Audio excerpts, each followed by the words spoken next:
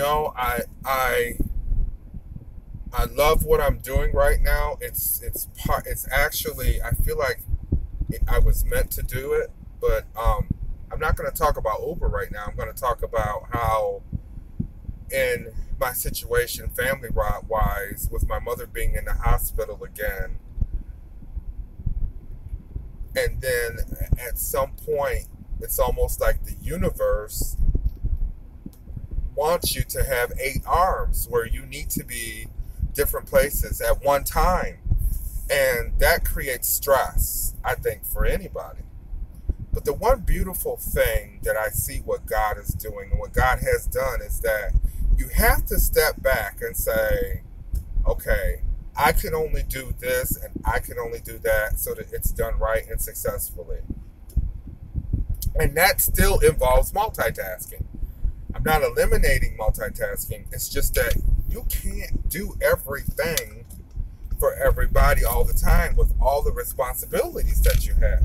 And so now that my teenagers are older, I see the fruits of my labor as a parent, that I'm able to see what they are able to do. And I have to release them and say, listen, you need to do this. You don't need me to cook every day like I did. That was just a plus. But now I can't even cook every day. I just can't. So my daughter, I've trained her how to cook. She knows how to cook. My son, he knows how to do a few things. These kids know how to take care of themselves. You know, they could survive without me being there. Like right now, I just can't be there. But they don't really need me because they've been nurtured to this point where I could just release them to just go ahead and transition into early adulthood and then becoming adults. And so with me, with that situation, I'm hands-on with my mother. But at this point, I just can't be there at every moment with her. And my mother understands.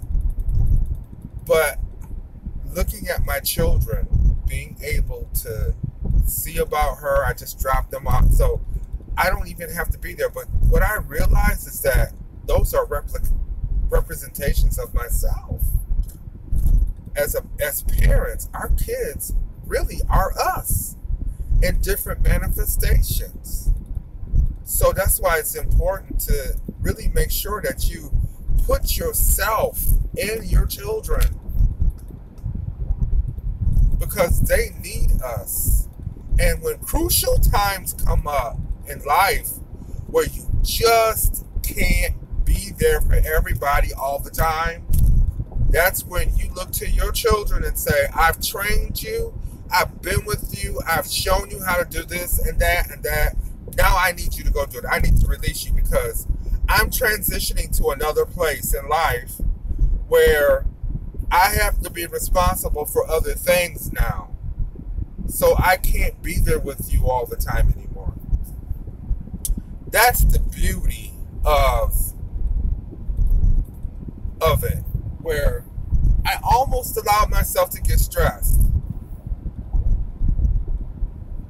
But then I just said, no, I don't have to do this. I don't have to be there. The kids can. The kids can do this. The kids can do that. And I love it. I love it. I love it. I love it.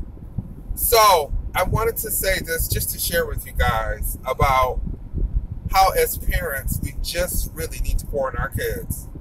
And those parents that are not pouring into your kids, you're going to pay. You're going to pay for it. Because there's going to come times when you're going to need them to take your place so that you can transition to another area of life.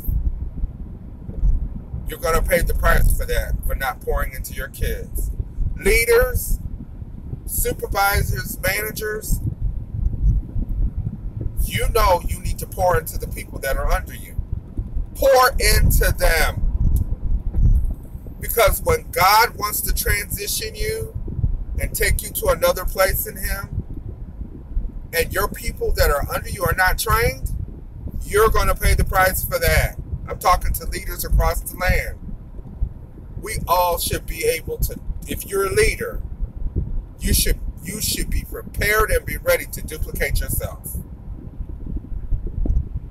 It's only going to benefit you in the end, as well as others. Be blessed.